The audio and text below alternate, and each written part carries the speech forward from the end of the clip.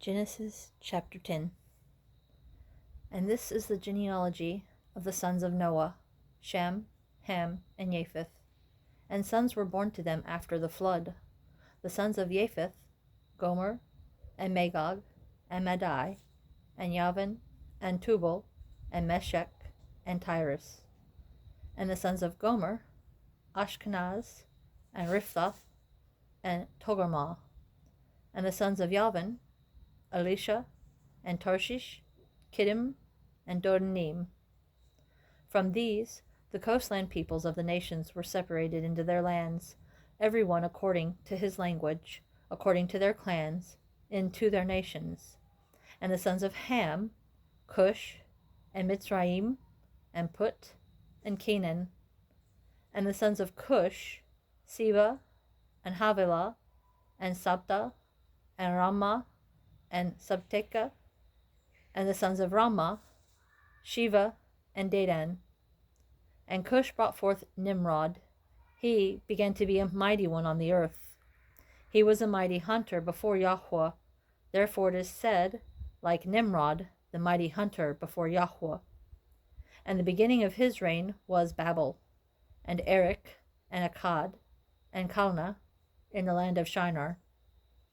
From that land he went to Ashur, and built Nineveh, and Rehoboth, and Calah, and Rezin between Nineveh and Calah, the great city.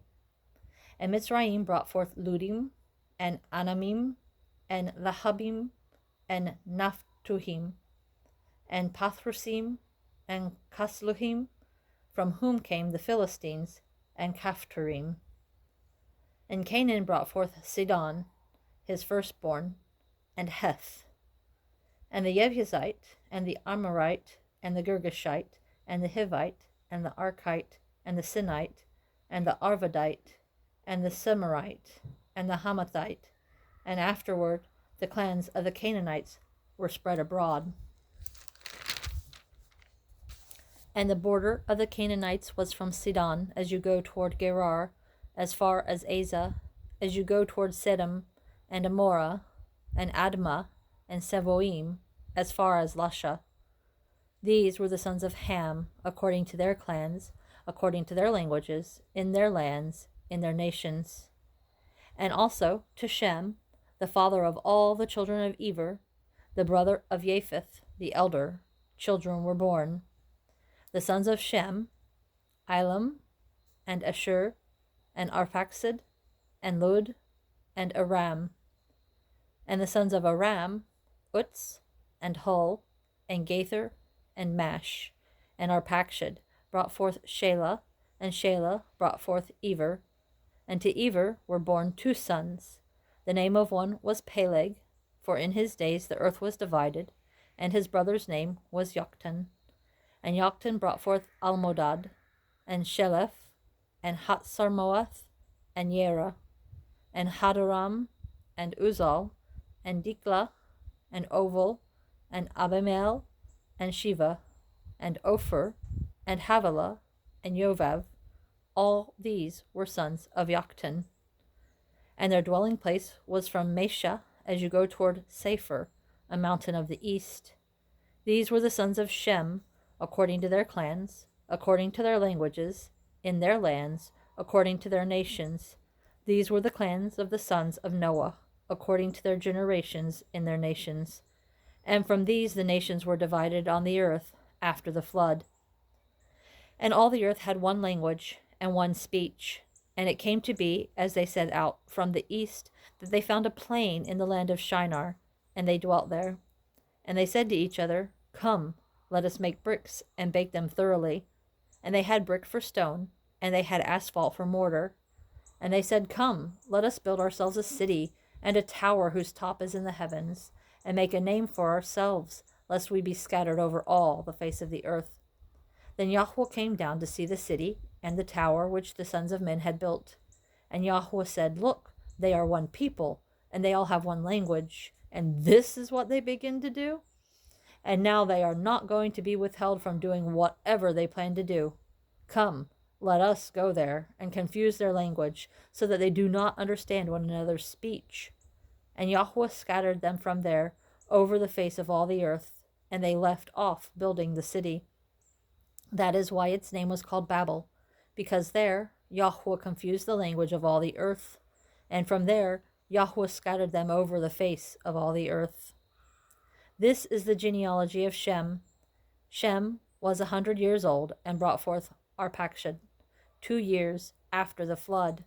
And after he brought forth Arpachshad, Shem lived 500 years and brought forth sons and daughters. And Arpachshad lived 35 years and brought forth Shelah. And after he brought forth Shelah, Arpachshad lived 403 years and brought forth sons and daughters. And Shelah lived 30 years and brought forth Eber. And after he brought forth Eber, Shelah lived 403 years and brought forth sons and daughters.